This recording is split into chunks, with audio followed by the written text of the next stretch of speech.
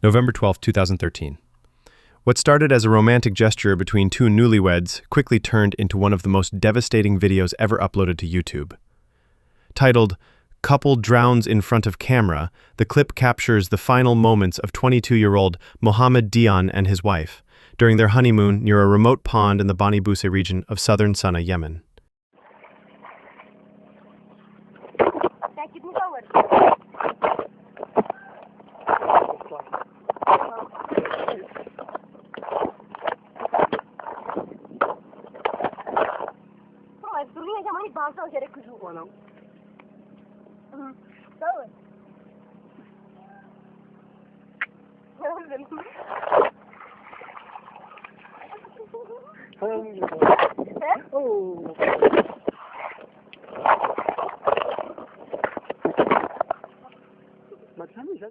Muhammad had placed his phone on a nearby rock to record a peaceful memory, the couple laughing, embracing, completely unaware of what was about to unfold. For the first 2 minutes, all seems calm. The water glistens, the couple playfully interacts, and the camera rolls in silence.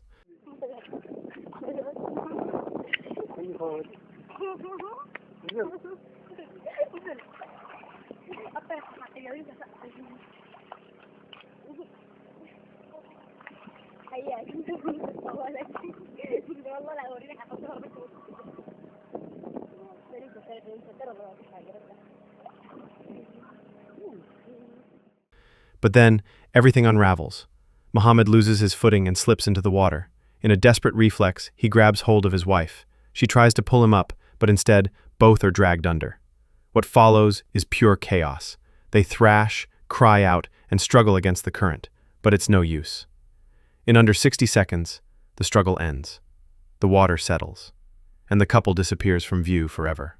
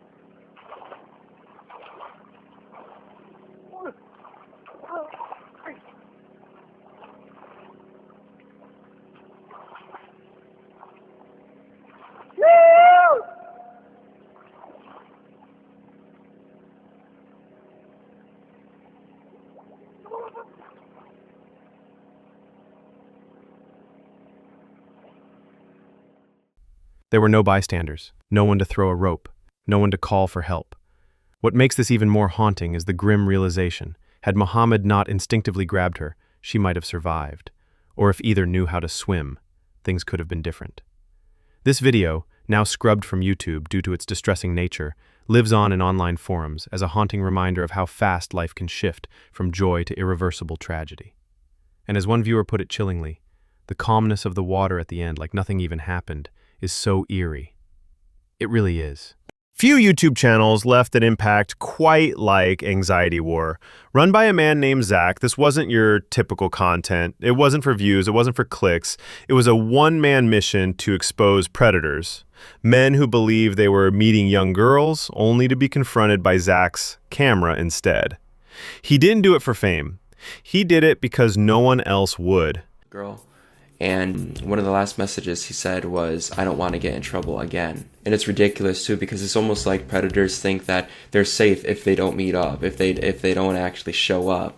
And it's just a crazy story. This guy is the most pathetic predator I've ever seen. And I want to show that minors can be just as badly victimized through predators wanting nude pictures. They want child porn. And this guy in particular demanded it over and over again. And I want to expose monsters like that just as bad as those who meet up for underage sex. But this guy tried meeting up several times. It's pretty crazy. And I have to say, it's annoying reading comments like this. Why does this idiot think we want to see a vlog? Chase the predators, you twat. For the last month and a half, I've been talking with predators every day, pretty much non-stop. From my experience, In one of the last surviving videos before his channel was purged, Zach sets up a sting involving a man who had sent explicit images, even saying, "oops," after revealing himself in a message. The footage is grainy, uncomfortable, and all too real. Zach tracks the man around a Taco Bell parking lot, narrating every move with calculated precision. When they finally meet face to face, it's chilling. There's no yelling, no threats, just quiet confrontation. Meet up for sex pose a huge danger. And so that's why I want to make a video exposing this guy. He is an ongoing threat to children and has done this to real underage victims before. And I'm going to be hushed about some of my techniques in this video. I don't want predators becoming any smarter. And this guy's pretty smart. He told me his name is Daniel, a very sophisticated guy. And you can't just assume someone is who they say they are, or that that's them in the picture when they send you a picture of themselves. You can't just assume that. But I've done my research, and through some other avenues, I can verify 100% this is the guy I was talking to plan a meetup with a 13-year-old girl for sex multiple times, and wouldn't stop asking for child porn. He is just as bad, if not worse, than the guys I've confronted. I'm not going to show you what I say as an underage girl word for word anymore. I don't want predators knowing my chatting style, how I construct my English, because predators are watching, and if they're taking notes, if I run into them in the future posing as... But Zach knew exactly why he was there, and so did the viewers. 7 predators were arrested because of Zach's efforts. But he paid the price. Lawsuits, police pressure, and YouTube's tightening grip on vigilante content forced most of his videos offline. The only one that remains? This exact sting. Zach's downfall didn't stop the mission. It sparked a global movement. Channels like Creep Catchers popped up worldwide. Regular people with cameras, exposing those hiding behind everyday lives. Teachers, dads, co-workers, people with dark intentions and sickening excuses. But it's like figuratively. I was figuratively that much starved for contact. I was and am alone. So much that the first basic human contact felt strange to me. Sad, right? Pathetic. Yes, very pathetic. And to be 1,000%, and it only goes up to 100%, and to be 1,000% honest, the main reason for me entertaining the idea of tomorrow is because of my awful ex, blah blah blah, and I won't talk too much about that because it's probably like not true, because this guy's just a liar and a manipulator, and so I'm not gonna get anyone else like involved in this. And it's like, I don't want to hear about your drama, dude. Like, your ex probably left you. Like, I can see why. I'm not gonna say that. He just talks about his ex for a long time, and then like really long, and he says, "I'm sorry." Zach once said, "It's dangerous, it's stupid, but someone has to do it."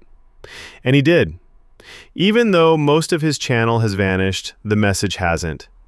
Evil doesn't always come with a warning. Sometimes it pulls into a parking lot and looks just like everyone else. And the scariest part? Sometimes no one's there to stop it. August 8th, 2013. It was nearly midnight when 26-year-old Brandon Lawson stormed out of his San Angelo home after a heated argument with his girlfriend. He needed space, some air. So he called his dad, asking if he could drive 3 hours to spend the night. Despite his father's concern, Brandon set off.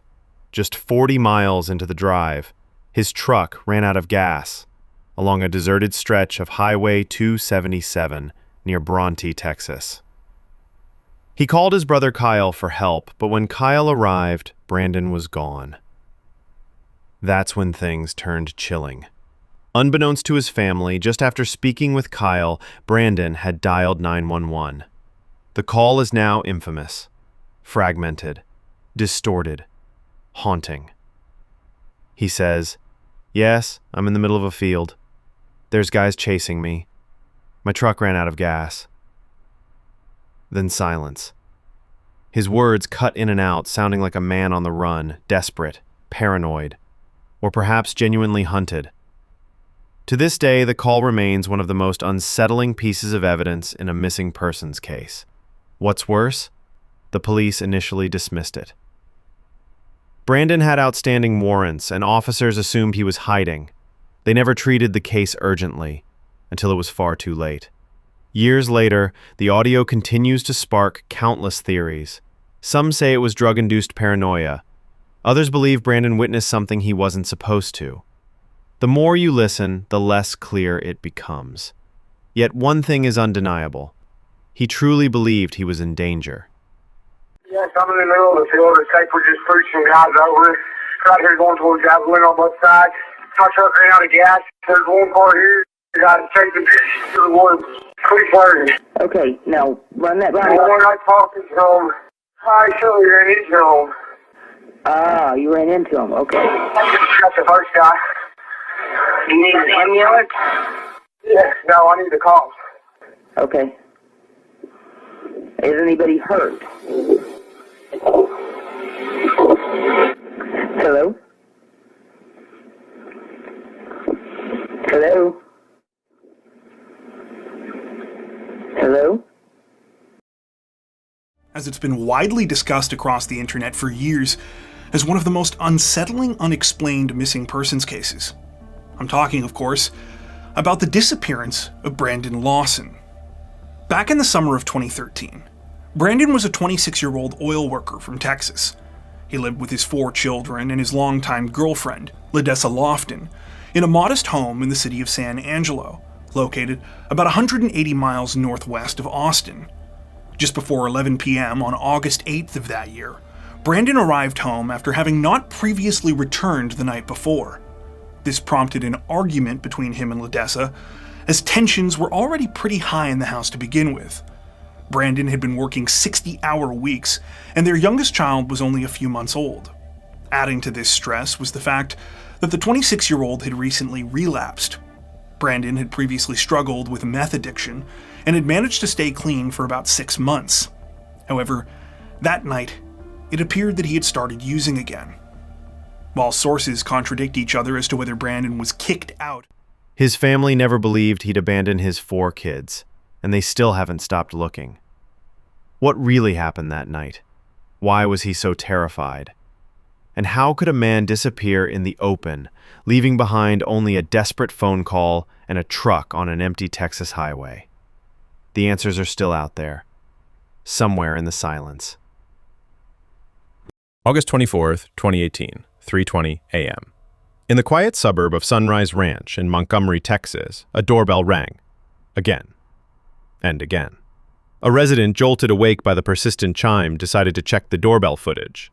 What they found sent chills down their spine. There, barefoot and clad only in a long t-shirt, stood a woman, disoriented, visibly terrified. Shackles hung loosely from her wrists, clanking as she frantically rang the bell. She said nothing, just stared.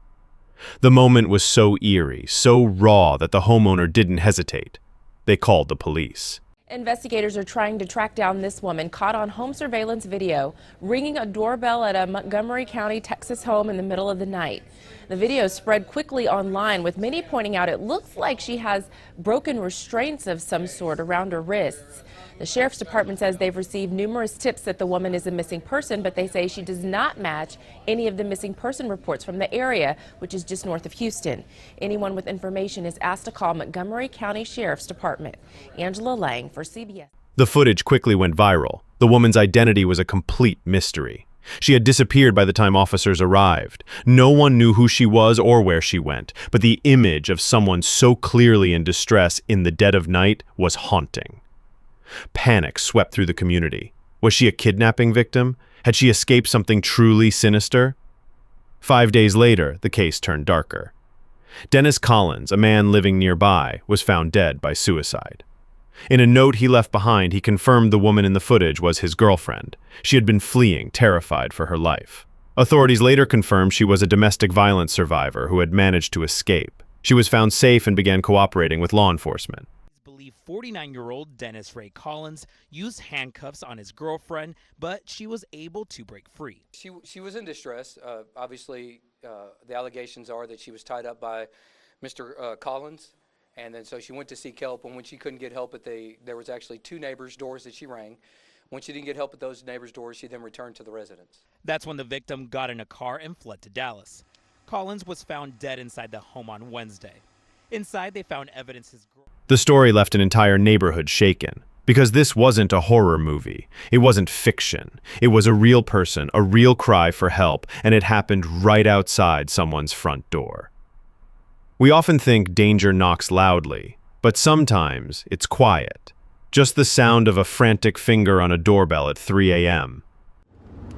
A suspicious shooting incident at the Sunrise Ranch subdivision, which is the same place where, the woman in the doorbell, ringing doorbells at 3:20 in the morning on August 21st, that woman that they've been trying to identify. They didn't know if she was in danger or not. So when police arrived at this house, there was no answer. I think there were reports of shots. It was a 911 call, I believe. So they made entry into the residence, and they found a 49-year-old male who they did not name, deceased with what they believe was a self-inflicted gunshot wound. I think it was one gunshot wound. And the scariest part? It could happen anywhere, even next door. Polk County, Florida, November 23rd, 2018. It was the day after Thanksgiving. Most families were still wrapped in the warmth of leftovers and laughter, but inside one quiet home, 76-year-old Loretta Pickard was gasping for air. She had recently undergone hip surgery and couldn't move easily. That evening, she noticed the unmistakable scent of smoke creeping into her living room. Alone and unable to escape, she reached for the only lifeline she had, her phone. Tonight, an 8 on Your Side investigation reveals discrepancies about what happened the night an elderly woman died in a house fire while on the phone with a 911 dispatcher. It was a 20-minute phone call from inside that burning home, but firefighters made no attempt to get her out. 8 on Your Side, Melissa Marino joins us now. She's live at Fire Station North 98. Tell us more about this. We first heard about it last night. There's more details coming to light today, Melissa? Yeah, unfortunately, a lot more details. I can tell you, first off, crews from this fire station, they were the first on scene. Now the question is, why didn't they rescue her? 911, what is the address of your emergency? I think my house is on fire, and I'm here alone, and I'm on a walker. As 76-year-old Loretta Pickard sat on the phone with a 911 dispatcher, her Rock Ridge Road home was filling with smoke. Over and over again, a dispatcher... Her 911 call is nothing short of chilling. She tells the dispatcher she's inside a log house and can't move. Smoke is pouring in. Her voice, weak but desperate, trembles with fear as she repeats, "I can't get out. I'm using a walker." The dispatcher reassures her again and again. Help is coming. And it was. But no one entered. For over 9 minutes, Loretta stays on the line, her voice gradually fading. You can hear the fire swallowing her home, the walls, the memories, her final breaths. At one point, she's told, "They're there. They just have to make their way in." Told her help was coming. They're there with you, okay? So, do you know if your door is unlocked? So I can let them know? Yes, it's unlocked. Tell them to hurry. Her family wants to know why her rescuers never came, even though firefighters were there. She was 5 feet from a door, sitting at a dining room table waiting for help that never came. The deputy county manager tells us first responders attempted to rescue Loretta, but it was too hot. A log between dispatchers and fire crews obtained by 8 on Your Side tells a different story. According to that log, firefighters did not attempt to get into the home or check around it. Instead, firefighters started fighting that fire from the outside. At this point, according to the log, only half of the home is on fire. You know I'm in here, right? Yes, they know you're in there. Instead of running in to save Loretta, 8 on Your Side has learned that the person calling the shots, Polk County Fire Rescue Captain James Williams. But they never do. Later, it was revealed that firefighters were already outside. They chose to use all the water on a smaller brush fire behind the house. The fire captain, James Williams, reportedly stood by, filming Snapchat videos, while Loretta died feet away. Hallman says he was suspended for it. That's in violation of our policy. And he violated it, and as a result, he was suspended for 24 hours without pay. That's not acceptable. How is that one-day punishment? How does he have a job? A 911 dispatcher tells the firefighters several times Loretta was inside and alive, but she never made it out. Hello, Miss Speaker. Hello. The county manager just telling me not everything that happened was in that log, yet I can tell you it is protocol that everything that happens, everything that goes into goes out of her dispatch must be in that log. I can also tell you Her family sued. The county paid out the maximum settlement, $200,000. But for Loretta's niece, that wasn't justice. As one viewer put it, "I want him in prison for manslaughter." Because this wasn't just a tragedy, it was negligence wrapped in silence. Loretta's story serves as a harsh reminder. Sometimes help arrives and still does nothing. And that silence, kind that comes after the flames, might just be the most haunting sound of all. May 22nd, 2011. It started like any other spring evening. But within minutes, the sky would rip itself open and change the city forever. What followed was one of the deadliest tornadoes in U.S. history, an EF5 monster, tearing through neighborhoods with winds nearing 200 miles per hour. It lasted only 38 minutes, but those 38 minutes left behind a wasteland.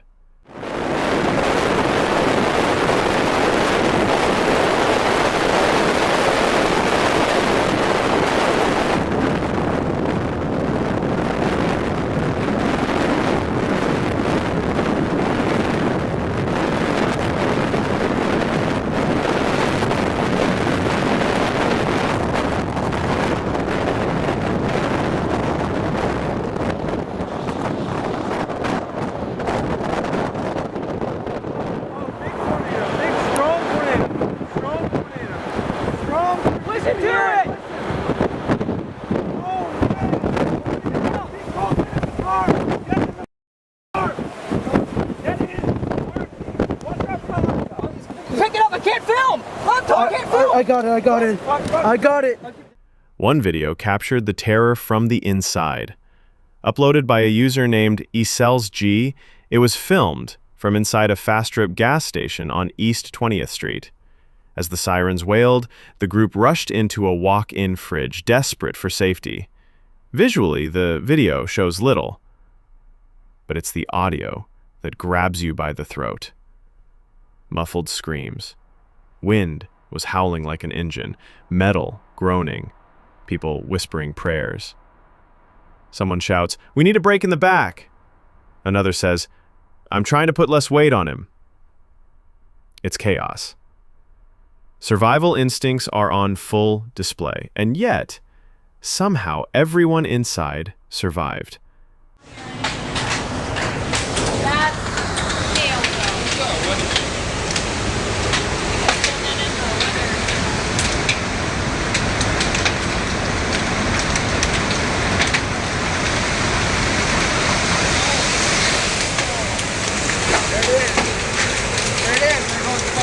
Off the house. Right there, it's coming right at us. Close that window. Let's go. Get away from the window.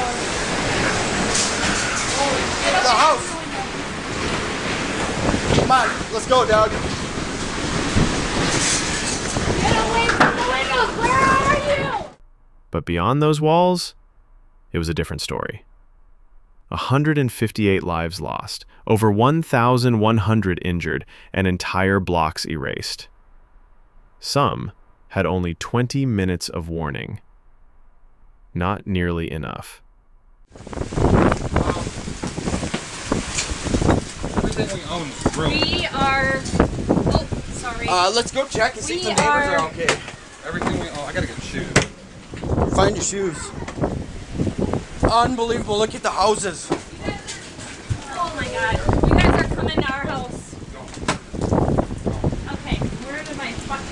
Oh my god. Okay. Okay. Okay, guys.